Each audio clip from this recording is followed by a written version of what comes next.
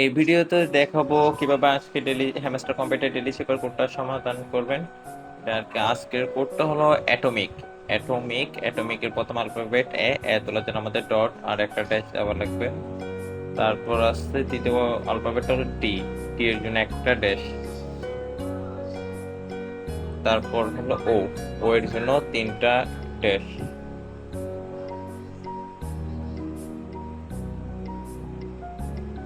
তারপর হলো M. M এর জন্য দুইটা ড্যাশ।